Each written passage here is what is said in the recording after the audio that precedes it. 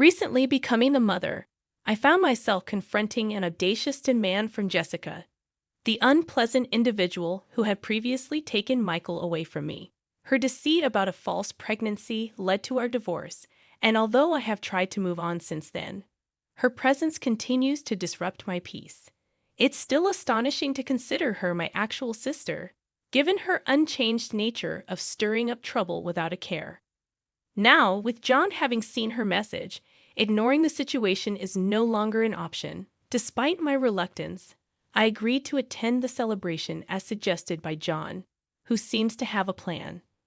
John is a warm and kind person, averse to dishonesty, and adept at turning work situations to his advantage. I trust that he has a strategy in mind. Although Jessica may find it amusing for now, she will soon have to face the consequences of her wrongdoings. Naomi, John Johnson. My professional life as an office assistant in a local company has been steady since college graduation.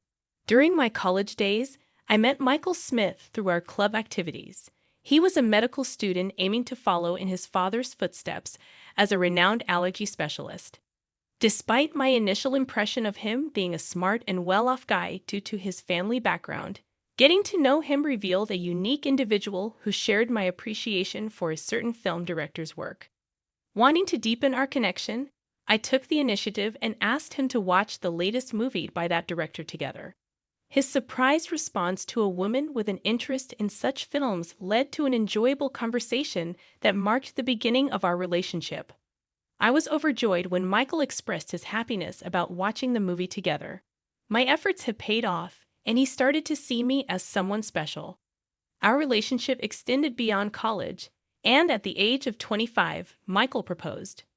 While still in the process of becoming a doctor, I aspired to take over my father's clinic in the future. Michael wanted me, Naomi, to witness it all and asked if I would marry him. Delighted, I accepted, and we looked forward to a happy life together. My world was on cloud nine, especially when I became pregnant shortly after our wedding. Michael's excitement for parenthood was evident, and we eagerly anticipated the arrival of our child. Regardless of the baby's gender, as long as the child was healthy, that was all that mattered to us. However, my joy was short-lived as I battled severe morning sickness. Constant nausea and feeling unwell forced me to resign from my job post-college. At home, I struggled with relentless morning sickness, needing to eat constantly to alleviate the nausea. The aftermath of my daily battles with snacks and pastries filled the space. One day, Michael returned home and found the chaos. "Naomi, what's happened to this place? It's a mess with all these snacks and bread bags," he remarked. Apologetically, I explained, "Sorry, I've been too sick to clean up. It's hard without eating."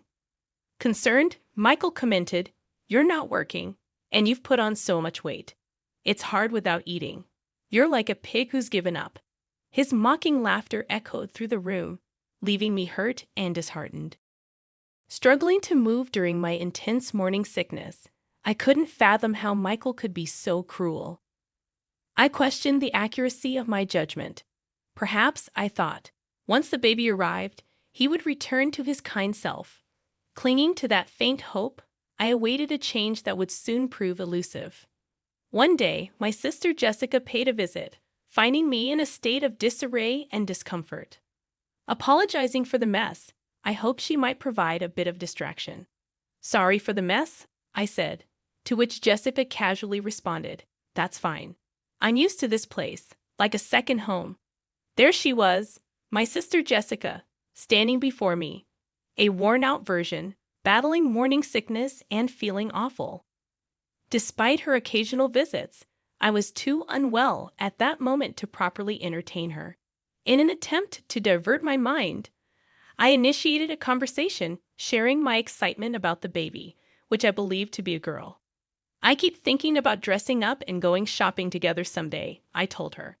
However, Jessica's response was unexpected. "Wow, I didn't know you were thinking about things like that. Does Michael know it's going to be a girl?" When I confirmed that I had shared the news with Michael, expressing my dreams of wearing matching outfits with our daughter, Jessica turned around with a meaningful smile. That's right, she said. Michael is still a rookie doctor, but he'll eventually take over the family clinic. Poor Michael, having you as a clinic director's wife. I tried to dismiss her comment, but Jessica's sharp tongue, with its occasional sarcasm, hit hard. Despite being accustomed to it over the years, it could still be quite challenging, especially when I was feeling unwell. But Jessica quickly shifted back to her usual smile and waved her hand. Sorry, I just slipped into my usual mode. So, Naomi, anything bothering you lately? I hesitated before responding, bothering me. Well, Michael's been coming home late lately. He's a doctor. So it's unavoidable. But he seems to be at the hospital all the time, even on weekends. We hardly have time to talk these days. I see, Jessica remarked. Well, it's no surprise, considering someone like you claims to be a doctor's wife. Her icy smile sent a chill down my spine. Before I could react, Jessica continued. What I came to talk to you about today. As she spoke, Jessica glanced toward the living room door, and just then, entering from the living room was Michael. Michael, did you get off work early from the hospital today? I need to talk to you. Let's get a divorce. Stunned, I couldn't comprehend what Michael was saying. This couldn't be a joke, especially considering our long history together since college and the fact that I was carrying his child. Jessica's words stung as she encouraged. See, your beloved husband is saying this. You should listen to his request and let go quickly. Michael looked at me awkwardly and explained. I can't see you as a woman anymore after you kept eating and gaining weight. But this is morning sickness. I feel sick if I don't eat. Jessica triumphantly looked at me, emphasizing, that's the way it is, and the baby in your belly being a girl won't be the heir to the Smith Clinic. But in my belly, I carry Michael's child, a suitable heir. I'm 3 months pregnant, and it's a boy, according to the tests. Shocked, I felt a sinking feeling as I watched Jessica lovingly stroke her belly. You can't be serious, Michael. What are you doing while I'm going through all this pain? That's why all your excuses, quitting your job and just eating all the time, are unacceptable.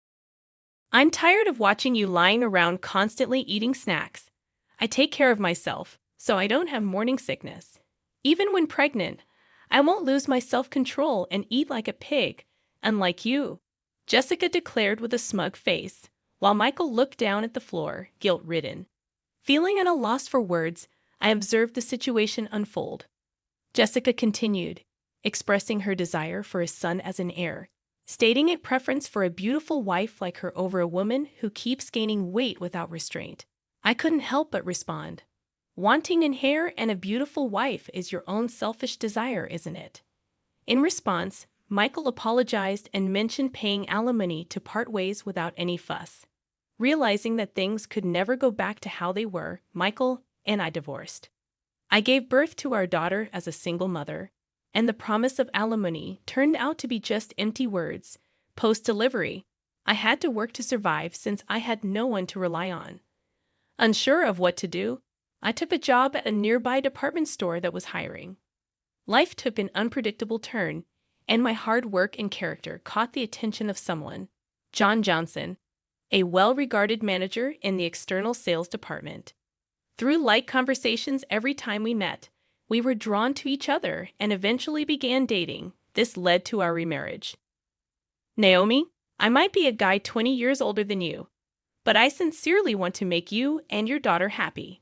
Will you marry me? John proposed. Overwhelmed, I asked, Are you sure about me? His response was a sincere, I'd be delighted.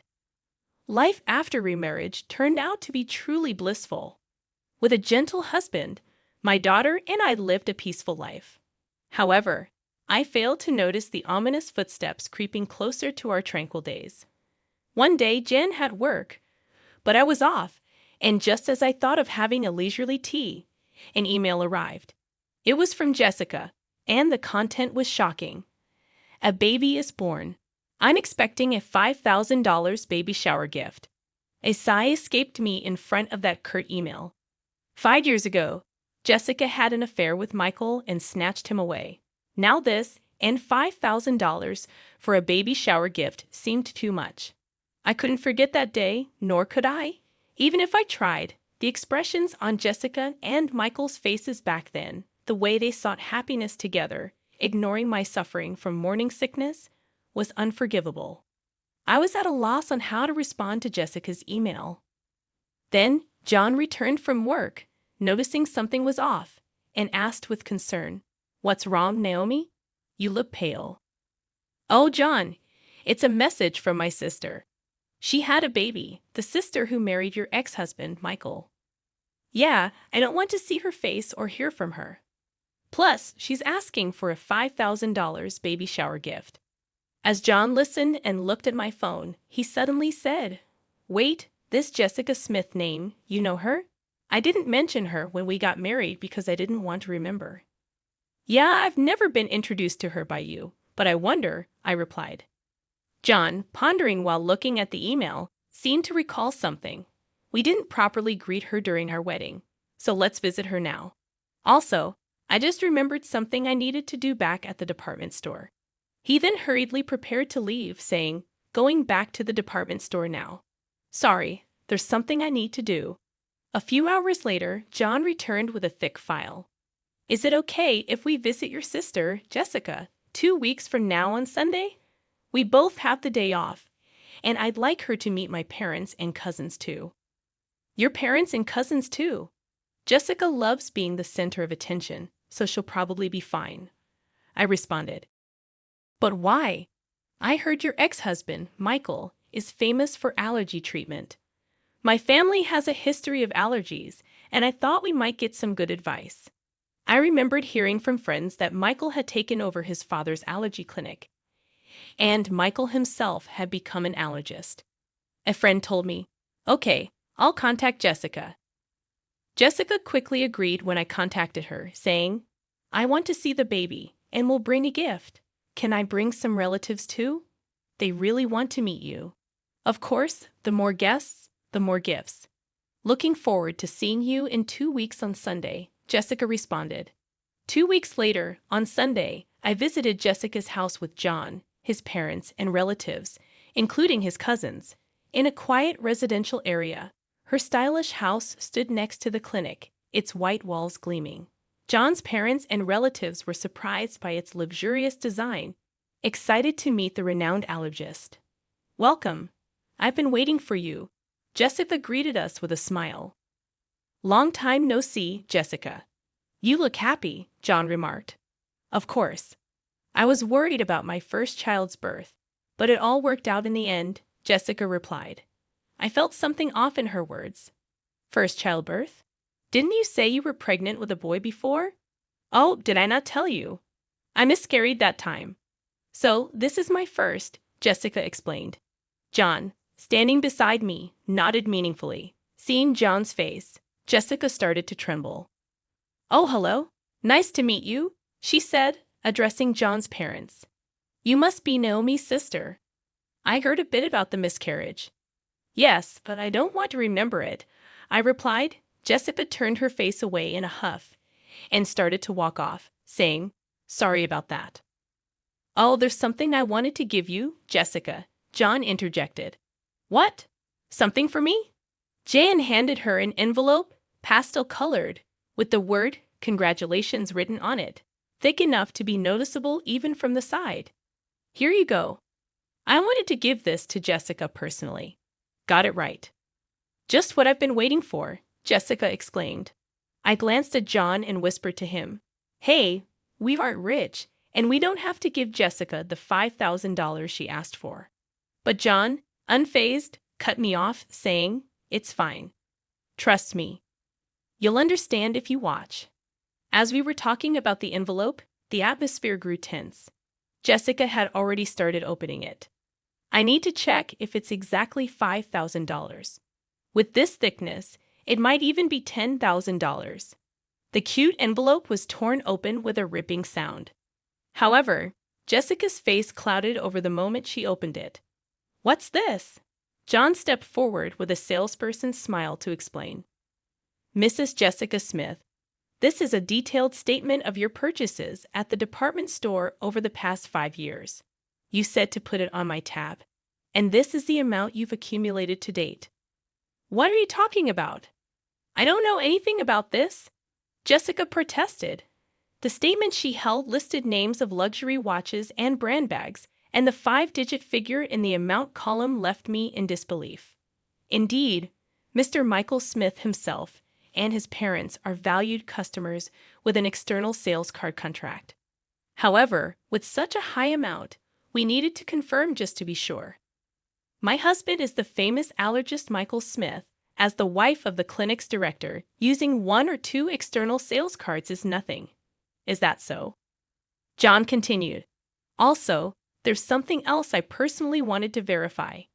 He paused before saying, about 5 years ago, we had complaints about a customer flaunting their external sales card and making extremely unpleasant remarks. Do you know anything about this? What's that?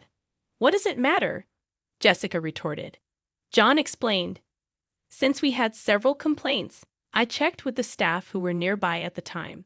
The content of the conversation was so terrible that the staff remembered it clearly. I glanced sideways at Jessica, seeing her expression harden. John continued. The staff said the conversation was about stealing someone's husband, who happens to be her brother-in-law. Could it be? Yes, that's right. And she bragged about using a fake pregnancy to break them up, laughing loudly. She talked about how she lied about miscarrying like it was some kind of heroic tale. That's when I realized that time, Jessica's claim of being pregnant with a boy, the hair, was all a lie to snatch Michael.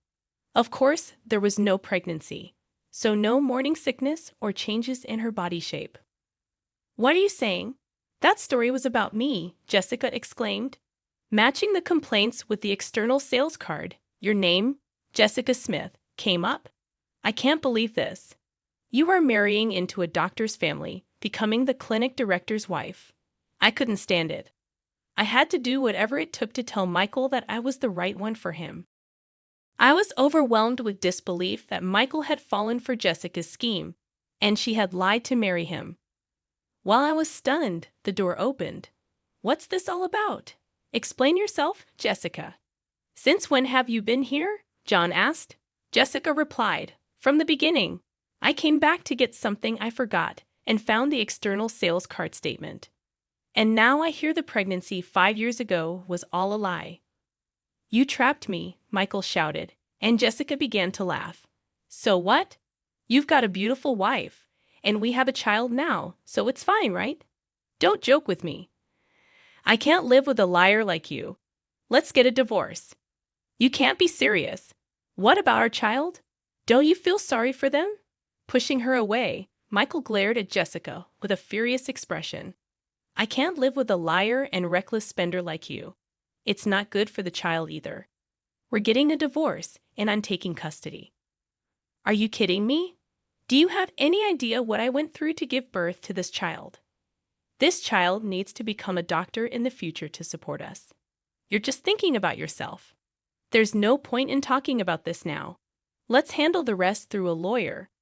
The relatives who came along hoping to get some effective medicine from the famous allergist were frozen in shock at this chaotic scene. I was so embarrassed to admit that she was my sister.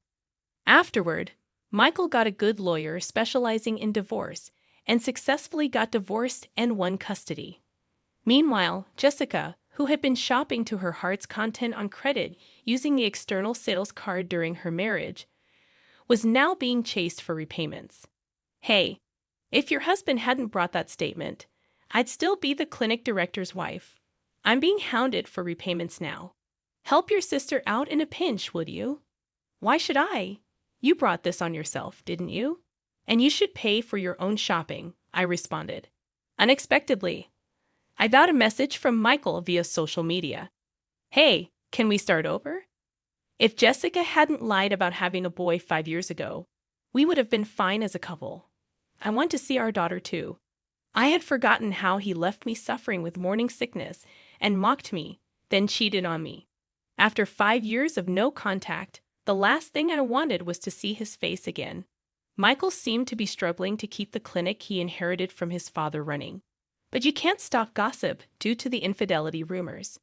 Patients stopped coming to the Smith Clinic, which Michael inherited, and it had a 1-star rating and unbelievable bad reviews on a hospital review site. It seemed only a matter of time before he would have to close the clinic he was so fixated on inheriting. Ironically, he was so obsessed with having a male heir. My husband, daughter, and I continue to live happily as a family. Naomi, are you ready? Shall we head out soon? Yes, I was just remembering how delicious the spaghetti you brought me from that restaurant was back when I was a single mother. Jen used to order from a restaurant for takeout as a way to approach me. Back then, my daughter was small, and since we weren't dating, we never ate at the restaurant, just as colleagues. You had just gotten divorced and were having a hard time, right? I thought even a little bit of delicious food could bring you happiness. It was your kindness that drew me to you, the dish that brought us together back then. It was just my daughter and me eating takeout. But now it's different. I'm happy that we can eat together as a family. Who would have thought that a day like this, going